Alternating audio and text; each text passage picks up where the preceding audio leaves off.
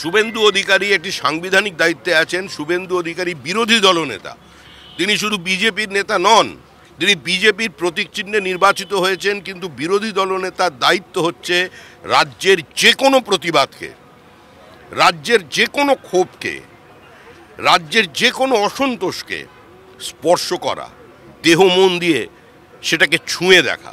সেই জন্য তার কাছে যারা এসেছিলেন ডেকেছেন এবং তিনি সেখানে গেছেন। সুতরাং এটা আপনি সব বিজেপির শুভেন্দু অধিকারী মনে করবেন না। বিজেপির আমাদের কর্মীরা, আমাদের এমএলএরা সামিল হয়েছিলেন, তাদের বিরুদ্ধে এফআইআর হয়েছে। তারা দলীয় পতাকা নিয়ে যাননি, তারা জনপ্রতিনিধি, তারা গেছেন।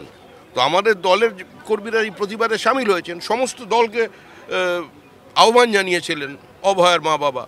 তো সেই ডাকে আমাদের দলের কর্মী নেতারা সামিল হয়েছেন এবং বিরোধী দল নেতা এটা গেছেন, এটা কর্তব্য তার। আমি প্রথম, দ্বিতীয়, তৃতীয় কোনো সারির নেতা নই। আমি কালকে দলীয় কার্যক্রমে অনেক দিন আগে থেকেই প্রোগ্রামে বাইরে ছিলাম। এটার মধ্যে যারা বিভাজন খুঁজে বেড়াচ্ছেন, আমার মনে হয় তারা মূর্খের স্বর্গে বাস করছেন।